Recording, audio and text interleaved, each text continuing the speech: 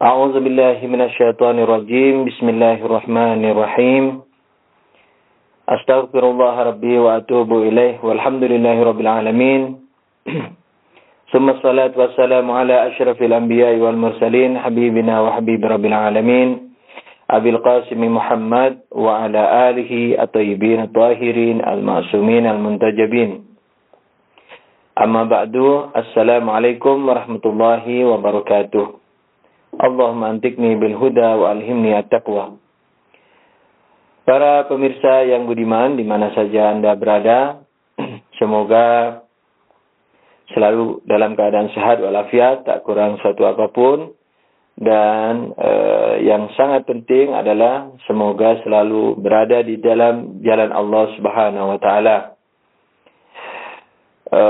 Kalaulah tidak mesti ada di jalan Allah, semoga setidaknya termasuk orang yang mencari jalan Allah, sehingga termasuk orang-orang yang melakukan perubahan, ingin berubah, ingin mencari hidayah, dan Allah menjanjikan pahala sekalipun mati di tengah jalan, karena barang siapa yang keluar dari rumahnya, yakni rumah kebodohan, kekufuran, katakanlah kemaksiatan, keburukan, menuju kepada Allah, menuju kepada Rasul, yakni menuju kepada Islam, menuju kepada kebenaran, menuju kepada jalan Allah Subhanahu wa taala, lalu falakiyahul maut, kemudian mati menjemputnya di tengah jalan, insyaallah faqad kataba ajruhu 'ala Allah. Insyaallah pahalanya sudah ditulis di sisi Allah Subhanahu wa taala. Sebagaimana biasa,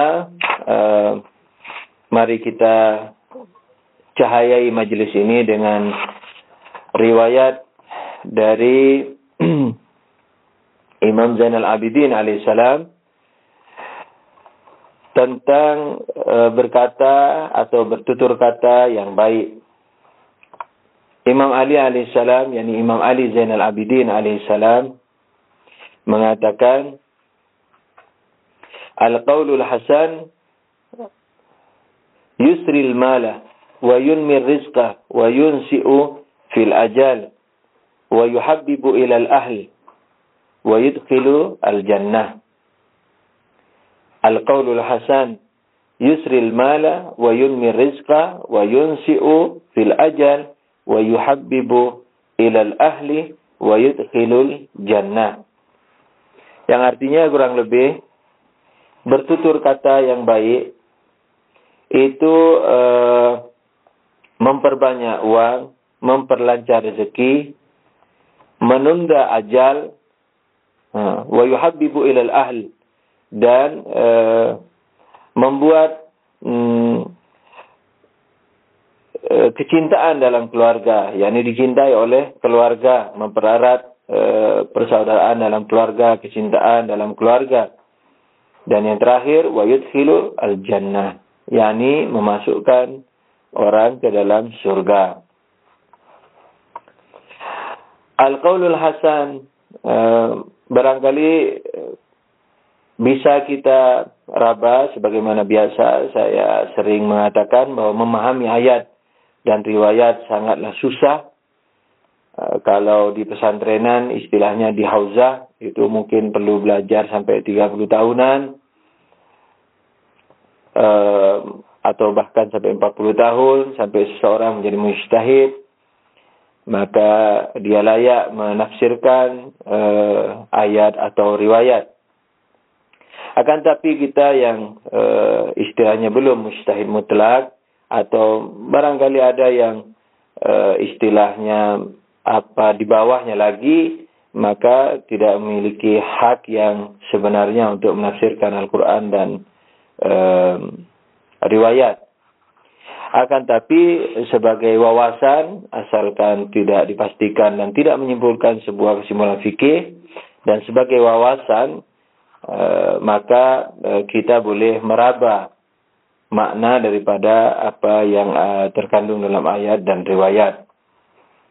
Sebagai mawas diri, kalau dalam istilah fikih, mengambil jalan ahwatnya, sekali jalan hati-hatinya, gambaran yang lebih hati-hati walaupun tidak dibarengi dengan pengharaman, kewajiban dan sebagainya. Yang dimaksud oleh riwayat ini adalah sudah tentu imam sendiri yang sangat mengerti karena beliau yang mengatakannya. Kemudian para ulama mencoba untuk menafsirkan. Kalau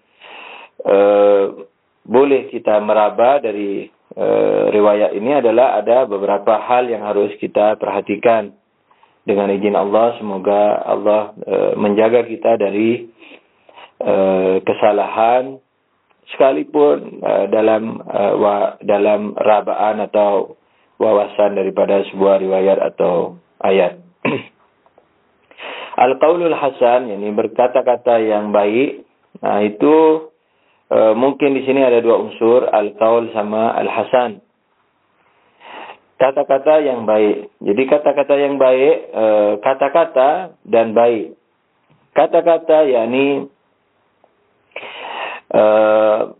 secara makna awalnya adalah ucapan seseorang. Nah, ucapan ini bisa juga bermakna bisa diperluas kepada makna isyarah. Jadi kalau kita tahu ada bahasa untuk orang bisu, bahasa isyarat, itu juga al-qaul bisa dimasukkan ke dalam al-qaul. Kemudian al-qaul ini juga bisa diartikan dalam perbuatan. Jadi action, bukan hanya kata-kata. Apa yang menjadi inti al-qaul? Qaul secara umum adalah mengungkapkan isi hati dengan kata-kata. Itu pada dasar maknanya. Dan hal ini bisa diperluas kepada pengungkapan suatu maksud. Jadi pertamanya adalah mengungkapkan isi hati dengan kata-kata, kemudian diluaskan dengan mengungkapkan maksud. Nah, mengungkapkan maksud di sini sudah diperluas. Yani tidak mesti pakai kata-kata. Bisa pakai isyarat. Makanya orang yang wailul likulli humazatil lumazah, misalnya orang yang ngejek orang atau menggunjing orang dengan isyarat-isyarat, misalnya dengan kerdiban mata, misalnya kita mau mengejek si B, memberi isyarat kepada si C dengan ejekan, dengan isyarat-isyarat mata, itu juga dosa. Diancam neraka, termasuk dosa besar. Nah, pengungkapan maksud itu atau sesuatu yang bisa dipahami maksud daripadanya. yakni mengungkapkan suatu maksud tidak harus dengan kata-kata, dengan isyarat, dengan perbuatan, bisa, atau apa yang kita pahami dari sesuatu yang lain. Jadi kita misalnya melihat B, memahami A. Mendengar B, memahami A. Jadi memahami sesuatu dari sesuatu yang lain. Itu bisa disebut kalam, al-qaul atau kalam. Maka itu alam ini, alam semesta termasuk kalamullah. Kenapa? Karena ketika kita lihat alam ini, kita mengerti yang lain. Yakni siapa? Misalnya mengerti ada pencipta, ada Allah penciptanya, Maha Agung penciptanya, Maha Kasih penciptanya, Maha Bijaksana penciptanya, Maha Berilmu penciptanya, dan seterusnya. Nah, oleh karena itu alam semesta juga disebut kalamullah. Ala kulli hal, anyway, kita kembali kepada masalah kita. Nah, al-qaul ini bisa bermakna tidak mesti memakai ucapan. Sedangkan al-hasan, karena ini waktunya pendek, al-hasan adalah, jadi saya percepat penjelasannya, al-hasan adalah yang baik. Nah, yang baik ini bisa dikembalikan ke uruf. Tutur kata yang baik. Kalau dikembalikan ke uruf, maka di sini memiliki ukuran yang banyak. Tidak mesti satu ukuran. Kalau dia berurusan dengan yang tidak bersifat substansial. yang tidak bersifat inti daripada kata-kata, yakni baik yang dilihat dari cara bicaranya. Kalau baik yang dilihat dari cara bicaranya, maka kembali kepada budaya masing-masing.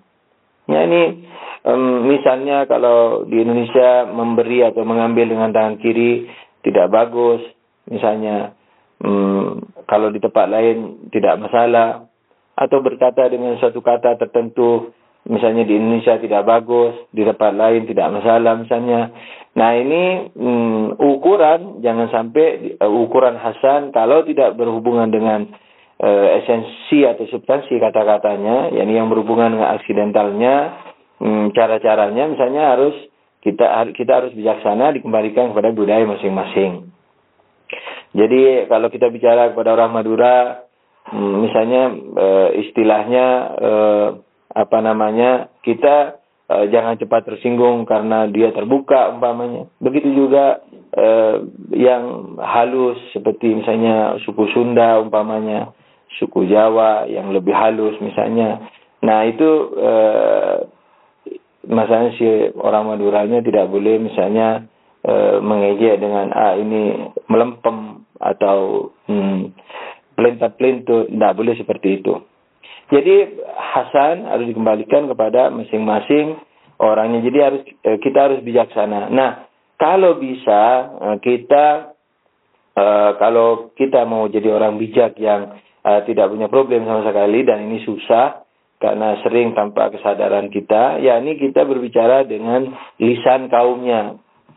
Rasulullah pernah mengatakan, nahnu ma'asyiral anbiya nukallimun nas ala qadri uqulihim. Kita para nabi berbicara dengan umat sesuai dengan kadar mereka. Walaupun di sini yang dimaksudkan adalah kadar akal, tapi kalau kita boleh memperluasnya, misalnya kadar budayanya, yakni istilahnya kadar sopan santunnya. Jadi kalau bisa kita dalam bertutur kata menyesuaikan diri dengan yang kita ajak bicara. Nah, kemudian yang berurusan dengan substansialnya adalah hasan, yakni yang benar. Jangan sampai berkata-kata yang jelek. Nah, jadi artinya yang salah, yang batil, kata-kata harus selalu benar, argumentatif. Nah, caranya sesuai dengan budaya masing-masing. Santunnya, kemudian kebaikannya, ukurannya sesuai dengan budaya masing-masing. Tapi kalau substansialnya itu harus sesuai dengan kenyataannya, tidak diukur dengan budaya. Oleh karena itu kadang-kadang para pemikir kita di sini mengalami confuse, yakni campur aduk atau kekeliruan, sehingga karena dia misalnya mempelajari psikologi masyarakat misalnya, dia tidak bisa memilah-milah antara substansial daripada suatu kata-kata dan cara-caranya atau aksidentalnya. Nah, di sini harus bijak, kata-kata harus tetap, kalau dilihat dari substansialnya harus benar, mutlak, yakni setidaknya argumentatif, kemudian tegas, tapi penyampaiannya santun. Kemudian itu al-qaulul haq. Nah, seperti ini qaulul haq yang seperti ini, yang substansialnya benar. Kemudian caranya santun, hasan, senang disenangi oleh orang, tapi kesenangannya bukan karena menutupi kesalahannya atau pembolehan terhadap kesalahannya. Senang sekalipun tegas, yakni seperti itu. Maka kalau kita lakukan seperti itu, baik dalam kata-kata lafziyah yang berupa kata-kata lafaz atau ucapan atau isyarat atau action atau perbuatan sehari-hari, yang seperti ini kalau kita lakukan yusril mal, yakni memperbanyak harta, wa yunmi ar-rizq, yakni juga memperlancar rezeki, wa yunshi'u fil ajal, dan menunda umur, wa yuhabbibu ilal ahl, membuat cinta kasih dalam keluarga. Nah, salah satu dari problema masyarakat kita adalah katakanlah perkelahian dalam keluarga, penceraian. Nah, ini bisa dihindari dengan al-qaulul hasan ini. Oleh karena itu masing-masing unsur dalam keluarga, suami, istri, anak, dan seterusnya harus mencari substansial kebenaran, bersemangat mencari substansial kebenaran, dan berlomba-lomba menyampaikan dengan cara yang baik. Nah ini yuhabbibu ilal ahl, jadi memperkuat tali kasih sayang dalam keluarga. Dan yang terakhir, wa yudkhilu al-jannah. Wa yudkhilu al-jannah, yang memasukkan orang ke dalam surga. Satu poin lain yang ingin saya sampaikan, ketika Imam Zainal Abidin mengatakan yusril mal wa yunmir rizq wa yunsi'u fil ajal, memperluas misalnya memperlancar rezeki, memperluas harta, dan menunda umur. Nah, di sini ada isyarat. Di sini ada isyarat bahwasanya sebagaimana mungkin pernah saya ucapkan di pengajian ini atau di tempat lain, bahwasanya umur, rezeki dan jodoh itu ditentukan oleh kita sendiri. Memang Allah tahu terhadap pilihan kita, tapi Allah tidak menentukan siapa jodoh kita, berapa rezeki kita, dengan cara apa kita mendapatkan rezeki kita. Atau Allah juga tidak menentukan berapa umur kita dan dengan cara apa kita mati. Sebab kalau tiga hal ini ditentukan Allah, sebagaimana yang dikatakan oleh Jabariyah, bahwa semua sudah ditulis oleh Allah Subhanahu wa taala dan sudah ditentukan, kita hanya melakukannya di sini, maka tidak ada yang berhak masuk surga dan tidak ada yang berhak masuk neraka. Kenapa? Karena maksiat dan tidak maksiatnya sudah ditentukan oleh Allah. Jadi kalau dia baik, maka Allah yang berhak masuk surga. Misalnya, kalau naudzubillah, kalau jelek, maka ya misalnya yang menentukan masuk neraka, umpamanya naudzubillah. Jadi ini hanya sekedar perimbangan. Jadi manusia kalau ditentukan oleh Allah Subhanahu wa taala takdirnya, maka tidak layak masuk surga yang baik, dan yang jahat juga tidak layak masuk neraka. Yang kedua, tidak ada gunanya syariat. Syariat menyuruh kita, "Faman ya'mal mithqala dzarratin khairan yarah", barang siapa berbuat satu atom kebaikan, dia akan melihat. Barang siapa berbuat, bukan diperbuat atau diperterbuat, tapi berbuat, bukan dibuat membuat. Yakni kalau dipendekkan dibuat membuat, yakni diterperbuat. Jadi orang dibuat melakukan sesuatu. Nah, tapi Allah mengatakan barang siapa berbuat. Nah, karena satu atom saja dihisab oleh Allah. Fastabiqul khairat, berlomba-lombalah kamu kepada kebaikan misalnya, atau berjuanglah sehingga mati syahid dan seterusnya. Jangan hina yang mati syahid, jangan katakan dia mati dan seterusnya. Ini merupakan taswiq, merupakan rangsangan dari Allah bagi kita untuk menggunakan umur kita di jalan Allah, mati syahid misalnya, atau an-nazafatu minal iman dan seterusnya, karena menjaga kesehatan dan seterusnya. Maka kalau semua ditentukan oleh Allah, semua ajaran ini akan menjadi sia-sia. Oleh karena itu, para pemirsa yang budiman di mana saja berada, ketahuilah bahwa takdir, kemudian takdir tentang jodoh, tentang cerai dan tidak cerainya, nah, ini kan yuhabbibu ilal ahli. Ini mempererat tadi kecintaan keluarga. Nah, ini mencegah penceraian. Nah, jangan dikata kalau nanti bercerai dikira misalnya bukan jodoh, atau jodohnya cuma sebulan, setahun dan seterusnya. Padahal karena su'ul khuluq, karena karakternya yang buruk, baik dari satu unsur atau dua unsur. Nah, oleh karena itu kalau semua ini ditakdirkan oleh Allah tentang manusia, jodoh manusia, rezeki manusia, umur manusia, maka tidak ada gunanya agama. Dan sia-sia Rasulullah yang misalnya, wahai pemuda, kalau ingin mencari jodoh, carilah yang kaya misalnya, atau keturunan yang bagus dan seterusnya, yang beriman. Nah, yang beriman ini adalah yang paling inti dalam mencari pilihan misalnya toh. Nah, tidak ada gunanya Rasulullah bicara begitu. Mestinya Rasulullah naik mimbar mengatakan, wahai para pemuda, kalau kalian mencari jodoh, berdoalah kepada Allah untuk apa? Supaya Allah mengirim jodoh kamu itu. Nah, kalau audien juga mengerti akan angkat tangan dalam arti bertanya kepada Rasulullah. Ya Rasulullah, saya bertanya. Kenapa? Dia akan mengatakan, mengapa juga saya meminta kepada Allah supaya jodoh saya didatangkan? Kenapa? Karena kalau juga bukan hari yang ditentukan Allah, juga tidak akan datang jodohnya. Jadi kalau semua ditentukan Allah, sak jodohnya, sak harinya. Jadi percuma dicari, percuma juga diminta dengan doa.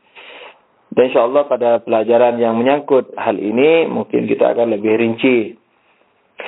Oleh karena itu, para pemirsa yang budiman di mana saja Anda berada, kembali kepada riwayat kita, berkata-kata yang baik, dan kita sudah tahu insyaAllah gambarannya, rabaannya terhadap Al-Qaulul Hasan ini, itu melancarkan rezeki, memperbanyak harta, dan menunda ajal. Nah, ajal lalu kenapa ajal ditunda? Apa itu ajal? Nah, dalam Ahlul Bait yang saya mengerti, ajal adalah sebab kematian, bukan hari kematian yang ditentukan Allah Subhanahu wa taala. Ajal yakni sebab kematian, batas daripada umur seseorang yang dibatasi oleh sebab. Nauzubillah, misalnya dicekik dalam sekian menit, walhasil sesuai dengan kriteria yang ada, sekian menit orang yang mesti mati misalnya, itu ajal namanya. Jadi kalau datang ajal, yakni sebab kematian, maka tidak bisa ditunda atau tidak bisa dimajukan. Nah, ini Al-Qaulul Hasan. Al-Qaulul Hasan, berkata yang baik. Yang kita sudah tahu maknanya insyaAllah, rabaannya setidaknya melancarkan rezeki, memperbanyak harta, dan menunda kematian. Dan mempererat tali percintaan dalam keluarga, dan memasukkan seseorang ke dalam surga. Untuk kajian kita strukturalisasi akhlak, para pemirsa yang budiman, kita kemarin telah tahu bahwa yang memiliki peperangan, yakni peperangan langit dan bumi, peperangan antara unsur non materi dengan materi, peperangan antara akal dan daya-daya lainnya sampai ke badaniahnya, itu yang memiliki hanya manusia. Contoh yang paling gamblang misalnya dalam keadaan manusia berpuasa, akalnya menyuruh jangan makan, tapi badannya minta makan. Daya syahwatnya, daya lezatnya minta makan. Angan-angannya juga kadang-kadang sering bermain. Aduh, panas-panas begini kalau makan misalnya yang suka es teler, makan es teler, yang suka es buah, bayangkan es buah dan seterusnya. Nah, itu harus diperangi, dan ini contoh kecil. Ini seperti puasa, seperti orang mau sholat, seperti orang ingin maksiat, dan seterusnya. Ingin melakukan pengabdian sosial, ingin bertabligh, ingin mendengarkan tabligh, ingin berceramah, ingin mendengarkan ceramah, ingin menulis, ingin baca tulisan, dan seterusnya. Ini memerlukan kepada semua perbuatan manusia memerlukan kepada peristiwa yang sangat cepat, kadang-kadang juga lambat, tapi umumnya yang hal-hal kecil tidak dirasa oleh manusia, padahal itu mengalami perdebatan di dalam dirinya, atau peperangan antara kekuatan akal dan daya akal dan daya-daya lainnya, yakni daya emosi, daya daya angan-angan dan daya lezat. Dan kita sudah katakan pada pelajaran yang lalu bahwa yang memiliki hal ini hanya manusia. Binatang tidak memiliki peperangan ini karena dia tidak memiliki akal. Oleh karena itu mereka tidak punya aturan kecuali insting. Misalnya sang ibu kambing menjaga anak kambing, menyusui anak kambing dan seterusnya. Tapi yang bersifat sosial, misalnya anak kambing sudah besar, bisa saja menjadi suami ibunya. Nah, karena hal yang seperti ini tidak bisa dijangkau oleh akal manusia. oleh binatang karena tidak memiliki akal. Nah, oleh karena itu ini juga bisa dijadikan pelajaran buat kita bagi orang-orang yang selalu menolak akal. Katanya agama jangan akal jadi ukuran, agama jadi ukuran. Nah, ini tidak mengerti mengapa manusia dituruni agama dan binatang tidak. Mestinya dia mengerti bahwa binatang tidak dituruni agama karena tidak punya akal. Manusia dituruni agama karena dia punya akal. Nah, kalau akalnya tidak digunakan, dengan apa dia bisa memahami agama? Semua kita, terutama orang Ahlul Bait ini paling komit dengan agama. Dengan Al-Quran, dengan riwayat. Tidak sembarang riwayat bisa diterima. Tidak sembarang tafsir Quran bisa diterima. Sangat ketat di Ahlul Bait. Nah, akan tapi, semua itu bagaimana kita cara memilih? Bagaimana memahami ayat, memahami riwayat, memilih pemahaman-pemahaman yang dipaparkan oleh ulama. Dengan apa memilihnya? Dengan akal. Agama itu sendiri tanpa akal tidak bisa dipilih. Tidak akan turun. Nah, oleh karena itu, agama turun kepada akal manusia. Bukan kepada daya-daya lainnya. Daya syahwat ingin makan saja. Ingin tidur saja misalnya. Ingin berhubungan saja. Daya angan-angan tidak memperdulikan kewajiban hari ini. Nah, tapi daya akal yang istilahnya mengerti untuk apa kita hidup. Daya inilah yang dituruni agama oleh Allah Subhanahu wa taala. Jadi akal jangan dikesampingkan. Jangan mengatasnamakan kebodohan dengan Al-Qur'an. Jangan mengatasnamakan kebodohan, kefanatikan buta, ketidakpertimbangan, jadi tidak ada pertimbangan, dogmatis, itu atas nama agama. Jangan. Karena mas'uliyahnya, tanggung jawabnya di akhirat sangat berat. Jangan sampai misalnya, kan sering orang mengatakan saya tidak mau berdebat karena Allah menyuruh begini. Kamu baca ayat itu memahami dengan cara apa? Harus dengan cara akal, harus dengan cara diskusi, harus dengan cara debat sehingga memahami ayat dengan benar. Atau setidaknya menuju kepada kebenaran, berproses. Nah, oleh karena itu, para pemirsa, agama ini turun kepada manusia. Nah, yang tidak punya peperangan ini selain binatang, kembali kepada masalah kita, yang tidak punya peperangan ini selain binatang adalah malaikat. Malaikat kenapa? Malaikat tidak memiliki peperangan karena tidak punya daya syahwat, daya emosi, dan begitu juga daya angan-angan. Dia hanya akal mutlak. Oleh karena itu tidak memiliki kecenderungan berbuat salah. Kalau binatang tidak memiliki kecenderungan berbuat istilahnya baik dalam artian sosial. Baik ngurus anak ada karena itu insting. Tapi baik yang bisa dijangkau dengan akal, dengan argumentasi, penerapan pemahaman universal terhadap individu, nah itu tidak dimiliki oleh binatang. Oleh karena itu, para pemirsa, di samping binatang, malaikat juga tidak memiliki peperangan. Akibatnya apa, para pemirsa? Akibatnya adalah karena binatang dan malaikat tidak memiliki kelengkapan daripada empat daya tersebut, akal, emosional, syahwat, dan angan-angan, maka mereka tidak bisa menjadi khalifah Allah Subhanahu wa ta'ala. Oleh karena itu, yang bisa menjadi khalifah Allah itu adalah manusia saja. Kenapa? Karena khalifah Allah yakni mengurusi selain Allah. Mengurusi selain Allah termasuk mengurusi malaikat, termasuk mengurusi binatang, pepohonan, dan seterusnya. Nah, malaikat tidak punya dimensi selain akliyah. Binatang, apalagi pepohonan, tidak punya dimensi selain akal. Tidak punya akliyahnya. Selain akliyah punya sesuai dengan urutan atau derajat masing-masing. Nah, oleh karena itu binatang dan malaikat tidak bisa menjadi khalifah Allah. Yang bisa menjadi khalifah Allah hanyalah manusia. Sudah tentu manusia yang manusia. Dulu sudah kami sampaikan, manusia yang manusia ditentukan oleh akalnya. Kalau dia akalnya yang menjadi pemimpin dalam dirinya, maka dia manusia yang hakiki. Semoga kita bisa menjadi manusia, setidaknya mengarah kepada manusia, dan setidaknya pula menjadi orang yang menerima kepemimpinan manusia. Amin ya rabbal alamin. Allahumma shalli ala Muhammadin wa alihi tahirin wa billahi taufiq wal hidayah. Wassalamualaikum warahmatullahi wabarakatuh.